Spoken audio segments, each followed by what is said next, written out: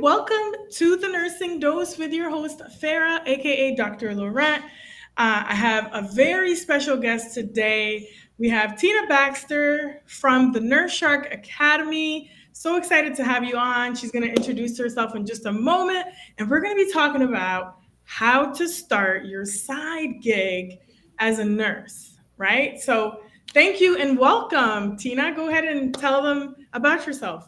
Well, hello everyone, and thank you for inviting me here because this is a topic I get excited about. So, by way of introducing myself, I'm going to tell you how I kind of got into Yes. being a side hustler. I'm what I consider an accidental on purpose entrepreneur. I had a business before I knew what it was to have a business. I started out as a nursing student teaching CPR classes on the side just to make extra cash. I had no idea that could ever be a business. My thought was, hey, I just needed extra money, to buy whatever, and I learned how to teach the classes, and I came under some really great nurses that mentored me, and one of them gave me a PRN job at the hospital in the education department just so I could help them out on classes, but also because I could get access to their equipment, so I didn't have to actually buy equipment. I could just rent their equipment. So I had corporate contracts before I knew it. People would call me and say, "Hey, can you come to my doctor's office and train all my nurses and my medical assistants?" And I'm like, "Sure, no problem." So it never occurred to me to make it formal, to have a contract, all these things that I teach our people to do. I didn't know anything about that. I'm sorry. Yep, Two kids in the back. I get it. I get it. Mom life entrepreneur type side hustle stuff right here. Yes. Great. So that's how I got started as a nursing student. I've been teaching CPR for over 25 years now, and it kind of grew from there. I'm a nurse practitioner, still practice clinically full time, but I also run my own businesses. Awesome. So amazing. So for the people who are watching out there, please let us know where you're watching from. Let us know what city, what country. Drop any questions that you may have about, maybe if you're a nurse wanting to start a business and you're not sure quite how to do it, put the comments there. If you happen to be watching the replay, we'll go back and answer some of those questions. So can that's a great story that you told about, you were kind of doing your thing and not really knowing, kind of everything that was going on. But there's a lot of nurses out there that may be thinking about you like, listen, I want to get into business, not quite sure what type of business I want to do. Or maybe they have an idea, but they don't know how to go about it. So what's your first tip to them? My first tip is to kind of take an assessment of your skills, sort of the what do you have in your hand philosophy. Right. And so I started with teaching CPR because that's what I knew how to do. I trained to do that, and I kept it up all these years, just again, making extra money. And Mhm. it wasn't until I got with my business partners that we decided to train CNAs. And that was the first business that I opened up with them, that I took what I learned as a CPR instructor and incorporated that in our training. So our students would get their CPR and first aid right there in our program. So they'll be set up for success. So I would take an inventory of what skills you already have, no matter what they are. Please hear me, because I never would have known that I could have had a podcast or anything like that, and that the skills that I developed in high school would make a difference. So Mhm. in high school, I was a radio disc jockey, right? I had my own Oh, show. fun fact. Fun fact. Yes. I ran out of classes to take. I'm a big nerd. I ran out of classes to take in high school. I needed something to fill in that gap. So I took radio and broadcasting. And Awesome. then I had a show in college. So let's fast forward to 2022, and I Mhm. started and launched my podcast. Awesome. And I didn't recognize that I had developed some of those skills way back when in high school that Mhm. helped me be more comfortable behind the scenes, behind the mic, doing a live show and interviewing people. I say that to say that there may be experiences in your life that you've had that will come out now and you can suddenly use that. So if Yeah. you're, for example, a baker, maybe you are a great baker and you see that there is a need for nutritious, healthier baking, people who are diabetic or on special diets, and you know how to make those type of recipes, and you Mhm. love to bake, maybe that's your business. So find out Right. what you love and take from the skills that you already have, because you can always build on that and go further. That's amazing. Because you're right. Sometimes nurses, think too big. Like, it doesn't, your business doesn't have to be so extravagant and so large, right? And you don't have to do anything in healthcare, because sometimes we get stuck in this, okay, I'm a nurse, I'm in healthcare. Like you said, yes, if you got the skills for CPR, for example, or something like that, great. But you don't necessarily have to. Like you said, you could do a baking business, a candle business, whatever it is. But I think the biggest thing too is you want to make sure that it's profitable and that there is a need for what it is that you're doing, right? So we always talk about the example of, like, Blockbuster, right? And like Netflix, newspapers, right? You're not going to do something that like nobody wants kind of thing anymore. You just have to make sure that it's still a need out there that people will go ahead and do. So what do you say to those nurses that they're really stuck, right? Mhm. Mindset is a big thing. They're like, I don't know, like I don't know if I can do it. I don't know if I'm enough. What do you say to those nurses that are struggling with being stuck or having that Well, mindset issue? let's go back to your first comment and then I'll answer your second Sure, question, because sure. I think it's important that we do our due diligence. So if you're going to have a business, see, a lot of us start our businesses with us in mind, ourselves, right? We think this is what I want to do, and I'm all excited about my project and my thing. Yeah, But yeah. you have to make sure there's a market for it. Your Right, business should exist to answer a need in the marketplace, or it won't be successful. right. So one of the things I looked at, and I'm not saying that you shouldn't do this, but there's a lot of home care agencies where I live. There, I mean, there's like one on every corner. So Mm, if you're going to create another home care agency, then and you can, then you would have to find out what makes your agency different from all the other agencies around you. So if right, you're going right, to find a niche, you have to, one, discover, is it something that's needed in the marketplace? Are you answering a problem or a void where there is? And if you're doing something that's have competitors in it or people already doing it, what's going to set you apart and make you different from them? right, And right. What's so your value proposition type thing? exactly. Got it. And Yeah. so you have to look at it from the customer standpoint, not necessarily what you Mhm. want. So, for example, when I do a training, I often have things I get excited about and I want to train about, right? But it's Mhm. important for me to meet the need of the customer. So I will answer their questions and meet their need, and then introduce later, hey, maybe you might want to consider this and expand their horizons to show them, oh, I am also in need of this, but I'm going to meet your problem first. I'm going to answer that problem first Right. before I show you the great other things that I can add. And I think that's part of our problems. But then you go on to the whole mindset, and that is something that as nurses, we really need to cultivate and work on, because we're used to being told what to do. We Yeah. get an order, we follow the order, we get the protocol, we follow the protocol. We're used to the parameters, but now all of a sudden we have our business and we have to come up with the protocol and the parameters for the people that will be working with us or for our customers in their experience. And so now we have to really identify who we are and be strong in who we are. So one of the things I hear a lot of nurses say is, "I'm just a nurse," and I Nah, nah. hate that. We I don't like hate that. that. No, no. I'd like to turn it around. I said, "No, you are a just nurse." What does that mean? That means you advocate for your patients. You advocate for what is right. You stand in the gap for your coworkers. You are a forefront person and you're a leader in your profession. You are a just nurse, not just a nurse. And so Right. I take that and turn that around.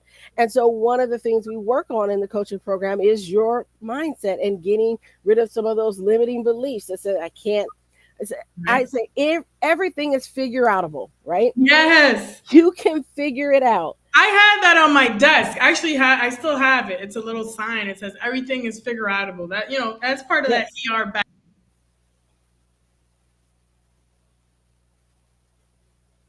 You're totally right. Right. I was gonna ask you something about your last point. It totally slipped away. Um, about what makes you different and that type of stuff. I think Mhm.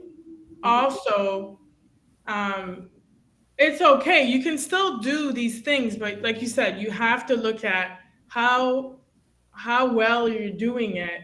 If you want to start a cleaning company or whatever the thing is.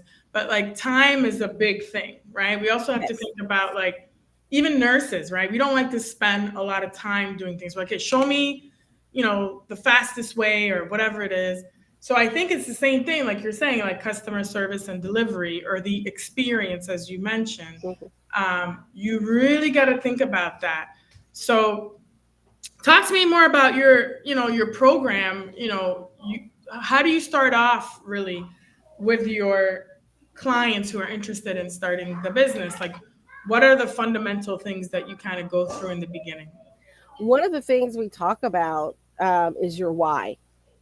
Mm-hmm. There's two parts to this why. One is, why do you want to be an entrepreneur?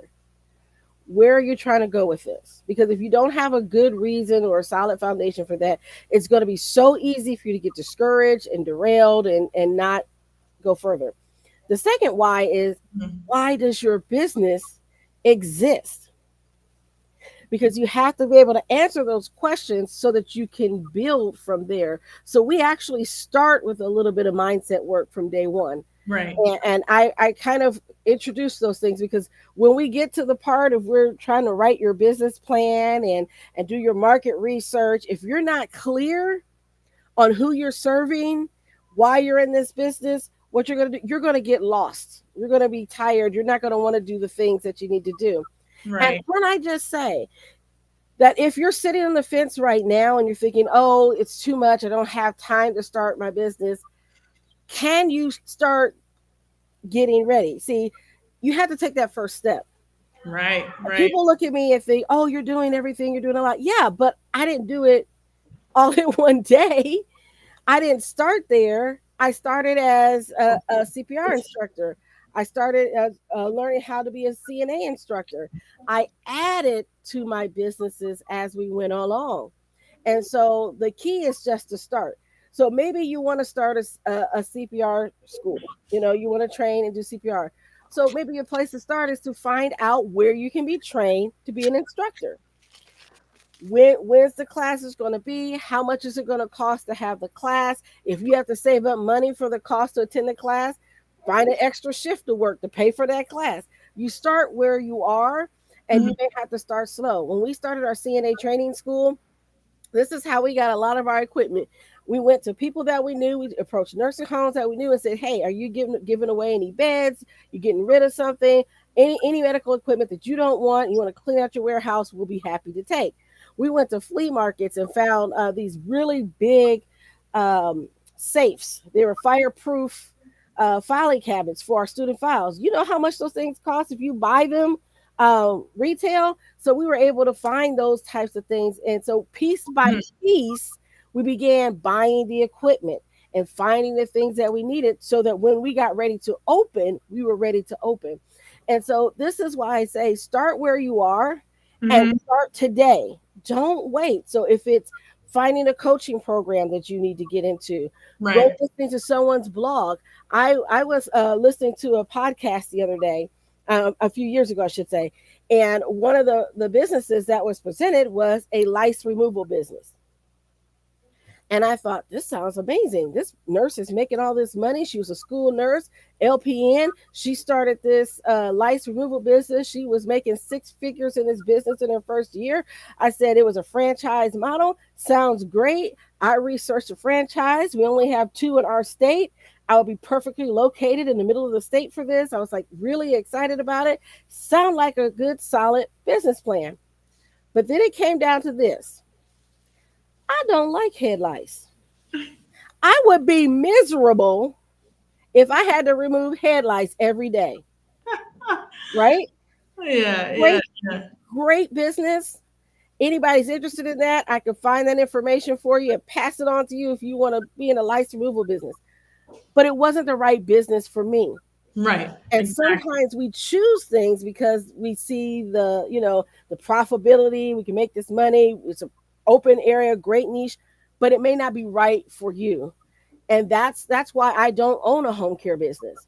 I like home care, but I Right. also know I would not like to be the one owning the home care and doing this every day. So what I've come up with is that, I like building the home cares. I like helping other people open up their home care. I just don't necessarily want to run a home care. And so I found a way that works for me. So I've helped coach people in building home cares and staffing agencies. And I was helping one massage therapist to open up a massage therapy school. And in the process of working with her, this is again where your why comes in. She started it and then realized, I don't think I really want to do this. And that's okay. That's why the program is set up the way it is. So that you discover what it is that you really want to do. I had another client and she came to me to help her start a home care.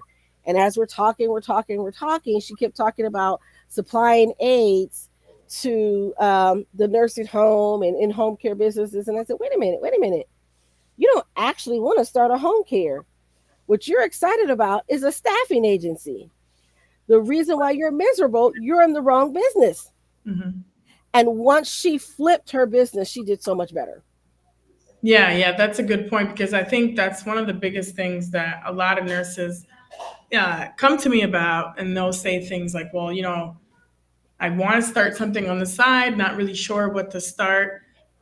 So it's a lot of, like you said, reflection and really seeing what it is that number one they want to build, because as we talked about, it takes a long time to actually build something sustainable because it's not it's a long game, right? So people Mhm. think that it's just going to be something quick.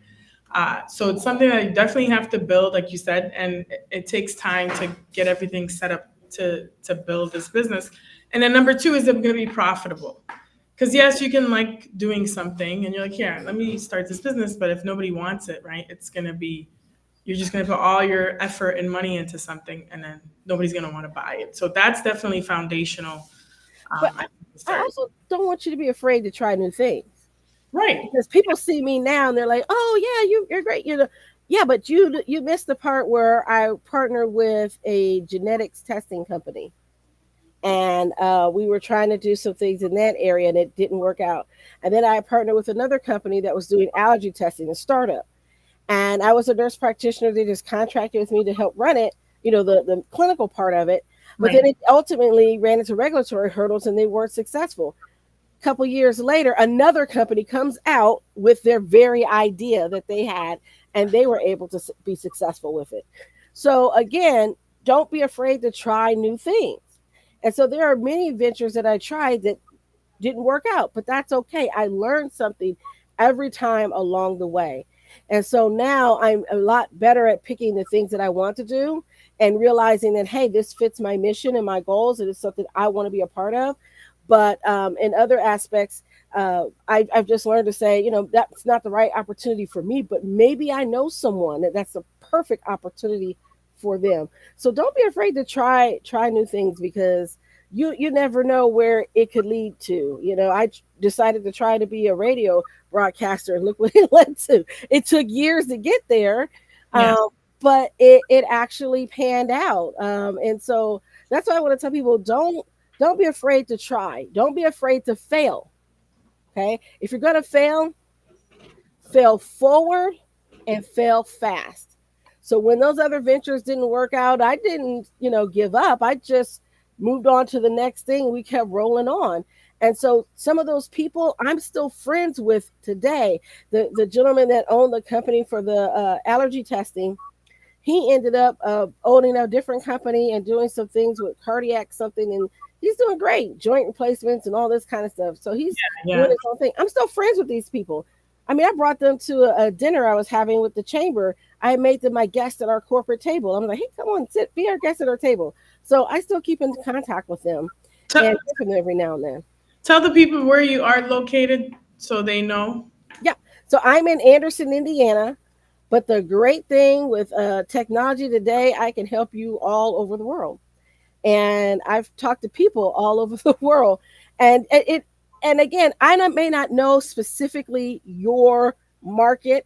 Like I had a gentleman from India, and I was talking with him, and he was wanting to start a business or do something. Very brilliant man, has a PhD and everything, but had to go back home to take care of his parents and wanted to start a business. And so I started exploring with him. I said, what can you do? I don't care if it's selling fruit by the side of the road. What can you do to get started to move towards your business? He now has a nonprofit, and he's working on that. So, whatever it is, start where you are and build from there. If it's reading a book or taking a course or investing in a coaching program or making extra, working extra shifts so you can afford the coaching program. What Right. is it that you can do to get started today? Because I can guarantee you, the longer you wait to get started, the harder it is going to get you into the momentum. And so I know a lot of people who are like, well, I kind of woulda, shoulda. Right. Other thing we neglect to do as budding entrepreneurs is we forget to count the cost. The Bible says that, why would a man build a house and then don't count the costs? And I see a lot of entrepreneurs or wanting to be entrepreneurs doing that. I've talked to people, they're like, okay, I want to do this business. I said, oh, great. Do you know what your startup costs are going to be? Well, no. I said, okay, well, let's work on that and see who you need to hire to help you depending on your project, or if you can do it as a solo practitioner. Do you have the location? Because if you're opening up a CPR training school, a lot of times they want you to have a place to go. You can't do it in your home, depending on your training center. Right. Same thing for CNA training. So, do you have a space in mind that you're going to lease? How much is that going to cost you a month? Have you started putting money aside to invest into your business, or do you have an angel investor that's going to come in and give you money to start your business? These are all those questions that we ask up front, because a lot of times we have this idea, but we don't know how to go forward. And so there's two or three ways that you can fund your business. The first is you go, you get a good business plan, you get a bank loan, and they approve you. Okay. That may or may not happen, depends on your credit and all this other stuff. Second way, you get investors. Investors come and they give you money to help start your business, but they own a piece of your business and they're going to want their money back with some interest. And the third way is to be a bootstrapper. And that means as you go along, you're socking aside money so you have the seed money to start your business. And so Right. I talk to some people, and sometimes they don't have the $25 or $50 it costs to start their LLC. So um, if that's where you are, I'm not saying you can't start your business. I'm saying now is the time to start making plans of how you're going to get the money for the business. Are you going to work on your credit so you can get that loan? Are you going to go through a program like with your local chamber of commerce to see if they have a program to help you launch? All the things that you need to do. So you need to do that research and get ready to launch your business before you even, start spending money that you don't have. Learn to count the cost, figure it out. Don't be afraid to see that big number. Again, we bought equipment over time. So Right. I put a lot of things in my Amazon wish list, right? I'm like, okay, when this comes on sale, I'm gonna how I purchase some of the stuff for my school is that you can go online as a healthcare provider and do surveys, and these companies will send you gift cards. And so I would get Amazon gift cards. And sometimes those surveys would be up to $100 or something. And so I would take that $100 gift card and I go buy a piece of equipment for my school. And so I was constantly reinvesting in the school without having to take out of money out Right. of my finances. And so I found Yeah, there's a lot of also business, grants that are out there yes, as well. So there's a lot of things that are available. There's a lot of also entrepreneur type pitching. There's pitching contests where you yes, can go to pitch your potential idea, and if you win, sometimes they can give you up to like 20,000 or 30,000, depending.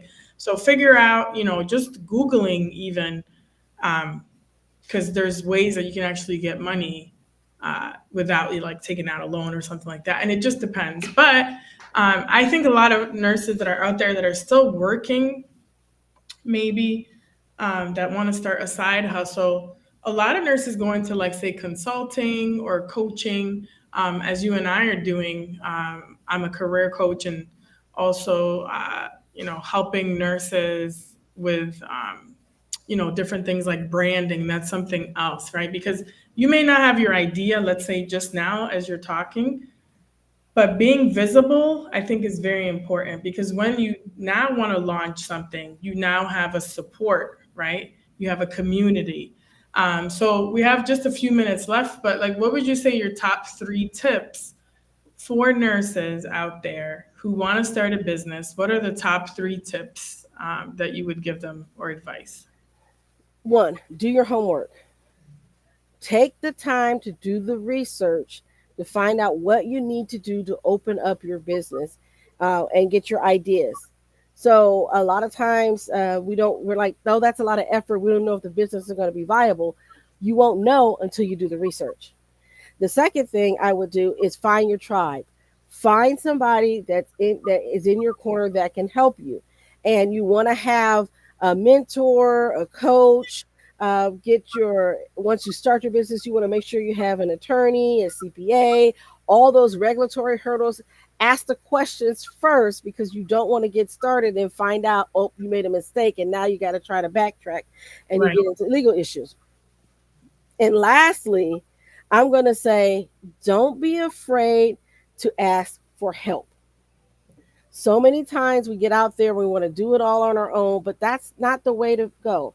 Um, Most companies, they started out with people that were helping them. Right. And we, particularly as women, sometimes have a hard time asking for help because we want to be independent. Yeah. And if you need assistance in something, don't forget to ask for help and surround yourself with positive people. Yes. Remove those negative people that are be talking trash in your head or tells you that you can't. My business began to thrive when I removed negative influences out of my life. Am I saying I'm not friends with some of those people anymore? No. I'm saying I limit my contact with them because they can't run like I'm running. They're in the bleacher seats, Yes. not in the front row. Sometimes they're still in the parking lot. They haven't made it into the arena yet. And so I encourage them, but I can't drag people along with me. And this Exactly. is something that I've learned. And so I want to reach back and help people, but I can only help you as far as you're willing to go. And so with my coaching clients, I like to pour a lot into them, but I'm only going to work as hard as you are. I'm not Right. going to work harder than you. And I learned that with my students. If you really want it, you're going to show up for class. Right, right. And I think that's what it is, to kind of, as we're ending, there's so much to talk about. I know it's a short time, but we could definitely talk about this and maybe on another time. And I was actually on her podcast as well. So definitely check out her podcast. We'll put the links below later. But what I like, I follow a lot of different people, a lot of millionaires like Alex Hermosi and Layla Hermosi and these types, right? People have to realize that it takes years, right? It Hmm. can take like 5 to 10 years before somebody even knows who you are or knows your business. And that's what it is. You can build a great business, but if nobody knows about it, they don't know you, they don't know what service you provide or product, they're not going to be able to buy it. So that's why that branding piece and what you talked about, finding your tribe in the community, I think is very important. So, um, you know, tell the people where to find you, and then we'll drop the links at the end. Sure. So you can always go to our website, the nurse-shark-academy.biz. You can follow me on my social media, LinkedIn, Facebook, Alignable, Instagram, Twitter. Hmm. And then you could always just give us a call at 765-387-8046. That's my office number. And you can always get in touch with us there. And don't forget to like our show, the Nurse Shark Academy Show. You can find us on YouTube as well as through Podbean on Apple and Spotify. Yes, and I'm looking forward to my show coming on, the one that we did. I think it'll Yes, be in it's August. coming soon. It's coming soon. Yeah, so I'm so excited about that. So definitely we'll have you back again, maybe in the future, because this is really, I think, a big topic. A lot of nurses are wanting to get into business but not sure how. So definitely follow Tina Baxter. You can also follow me on YouTube and all these different platforms. But again, I thank you for coming on, and it's always nice to see other nurses that are trying to really help other nurses get into business, because I really think that we have all the transferable skills to really do it. So again, thank you. I appreciate your time, Yes. and thank you everybody for watching. Until next time. All right, hang on for just a moment.